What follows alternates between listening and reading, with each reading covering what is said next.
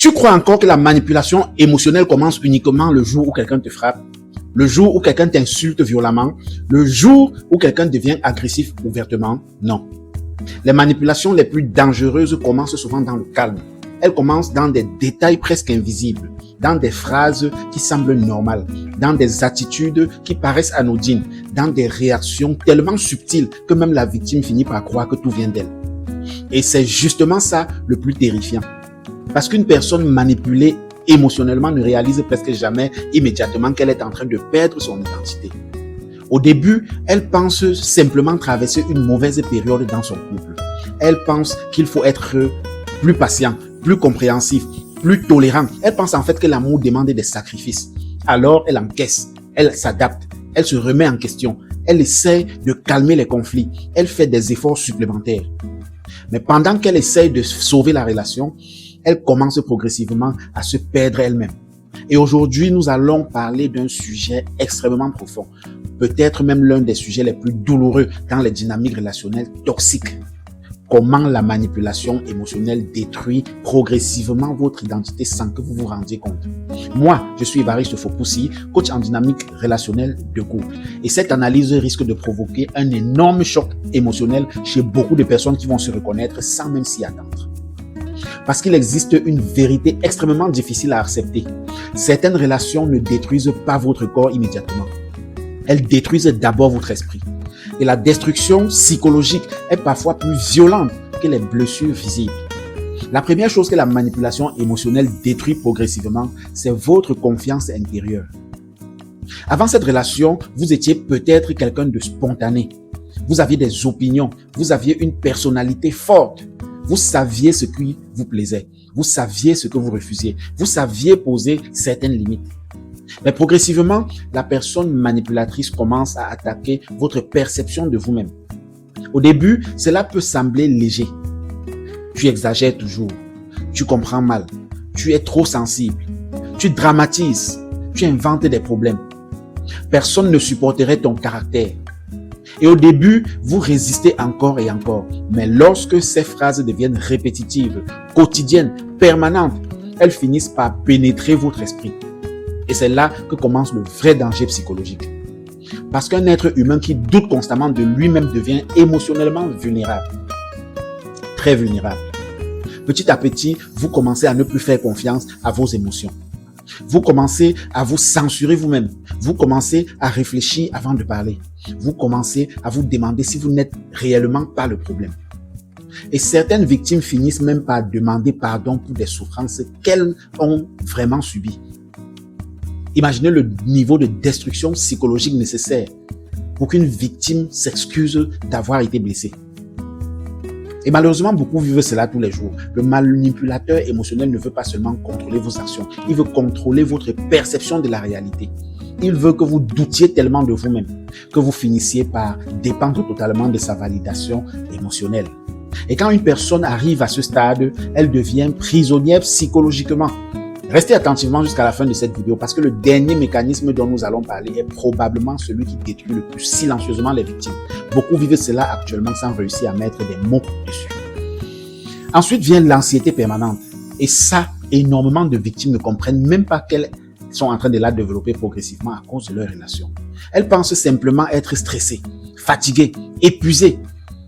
Mais en réalité, leur système nerveux est constamment en état d'alerte. La victime surveille les réactions du partenaire, le ton de la voix, le silence, les regards, les changements d'humeur, les messages, les attitudes. Elle analyse tout parce qu'elle sait qu'à n'importe quel moment, un simple détail peut provoquer une dispute, une humiliation, une punition émotionnelle ou un retrait affectif. Et vivre comme cela détruit progressivement l'équilibre psychologique. Certaines personnes développent des troubles du sommeil, des crises d'angoisse, des migraines, des douleurs physiques inexpliquées, une fatigue chronique, des problèmes de concentration, une hypersensibilité émotionnelle. Le corps finit toujours par parler lorsque l'esprit souffre trop longtemps. Et le plus triste dans tout cela, c'est que beaucoup de victimes continuent malgré tout à appeler cela de l'amour. Parce qu'elles ont été conditionnées à croire que souffrir est normal dans une relation. Puis arrive l'hypervigilance émotionnelle. Et ça, c'est l'un des signes psychologiques les plus puissants de la manipulation émotionnelle. La victime ne se sent plus émotionnellement en sécurité. Alors elle devient constamment prudente. Elle réfléchit avant chaque phrase. Avant chaque réaction, elle réfléchit. Avant chaque demande, elle réfléchit. Elle réfléchit avant chaque émotion. Elle essaye d'éviter les conflits en permanence. Elle marche littéralement sur des œufs. Et progressivement, elle perd sa spontanéité naturelle.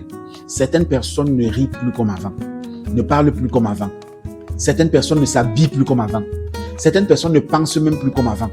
Leur personnalité commence à s'estomper, à modifier ou survivre émotionnellement à la relation. Comprenez bien ceci. Lorsqu'une relation vous oblige constamment à vous suivre vous-même, cette relation commence déjà à détruire votre identité. Parce qu'un amour sain ne vous transforme pas en prisonnier émotionnel. Un amour sain ne vous oblige pas à vivre constamment dans la peur de mal faire. Mais les manipulateurs émotionnels adorent créer cette étape psychologique. Parce qu'une personne anxieuse, fragilisée et émotionnellement confuse devient beaucoup plus facile à contrôler. Puis vient une autre stratégie extrêmement fréquente, l'isolement social. Et attention, les manipulateurs ne vous disent pas toujours directement. Ils ne vous disent pas toujours directement, éloigne-toi de tes proches. Non. Ils utilisent souvent des méthodes beaucoup plus subtiles. Ils critiquent vos amis. Ils critiquent votre famille. Ils créent des tensions avec votre famille. Ils vous culpabilisent lorsque vous sortez. Ils insinuent que vos proches vous influencent mal. Ils vous font croire que personne ne vous comprend autant qu'eux. Et progressivement, vous commencez à vous éloigner des autres. Parfois sans même vous en rendre compte. Vous appelez moins les autres. Vous sortez moins. Vous partagez moins vos problèmes. Vous gardez tout pour vous. Et plus, je veux dire, une victime devient isolée, plus elle devient émotionnellement dépendante de son manipulateur. En fait, parce qu'elle n'a plus suffisamment de regards extérieurs pour lui rappeler qu'elle est en train de souffrir anormalement.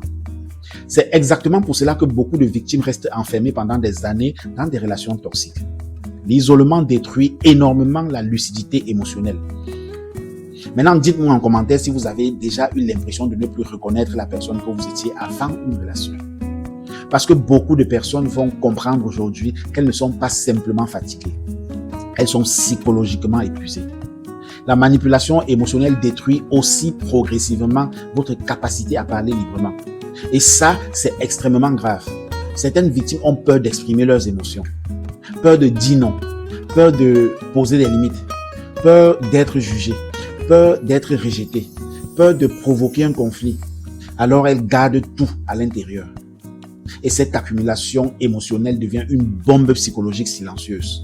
Parce qu'un être humain n'est pas conçu pour vivre constamment dans l'inhibition émotionnelle. À force de tout retenir, certaines victimes finissent par s'effondrer intérieurement. Elles deviennent émotionnellement vides. Et cette fatigue émotionnelle-là est très particulière. Ce n'est pas seulement une fatigue physique. C'est une fatigue mentale, une fatigue affective, une fatigue identitaire. Vous avez l'impression de ne plus avoir d'énergie pour être vous-même. Et c'est précisément à ce moment-là que beaucoup commencent à perdre leur personnalité. Les proches remarquent souvent le changement avant même la victime. Ils disent des phrases du genre « tu as changé, tu ne souris plus, tu sembles éteint, tu es devenu silencieux, tu n'es plus comme avant quoi ». Mais ce que beaucoup ne comprennent pas, c'est qu'une personne émotionnellement détruite ne perd pas seulement sa joie. Elle perd progressivement son identité profonde. Et parfois, le plus effrayant, c'est qu'elle continue malgré tout à aimer la personne qui l'a détruit. Ou bien la personne qui l'a détruit. Parce que les manipulateurs alternent très souvent entre souffrance et affection. Ils blessent, puis rassurent. Ils humilient, puis deviennent tendres. Ils s'éloignent, puis ils reviennent avec de l'amour. Et ce mélange crée un attachement émotionnel extrêmement puissant. La victime devient dépendante des rares moments d'affection. Elle espère constamment retrouver la personne du début. Mais pendant ce temps, sa santé mentale continue de s'effondrer lentement. Et maintenant, voici la vraie question. Peut-on réellement sortir de ce type de relation sans replonger encore dans les mêmes schémas émotionnels? Peut-on reconstruire son identité après avoir été psychologiquement détruit pendant des années? Peut-on réapprendre à aimer sans avoir peur, sans être en hypervigilance, sans anxiété permanente? Dans la prochaine vidéo, je vais vous expliquer le véritable processus de reconstruction psychologique après une relation manipulatrice. Et croyez-moi, beaucoup de personnes pensent être guéries simplement parce qu'elles ont quitté la relation. Non. Mais quitter une relation toxique ne signifie pas automatiquement guérir des blessures qu'elle a laissées à l'intérieur de vous. Abonnez-vous maintenant. Parce que cette série risque de transformer profondément votre manière de comprendre les relations humaines, les blessures émotionnelles et les mécanismes invisibles de la manipulation psychologique. Retiens une chose et répète cela chaque jour en toi. L'amour ne te détruit pas. Ce qui est en train de te détruire n'est pas de l'amour.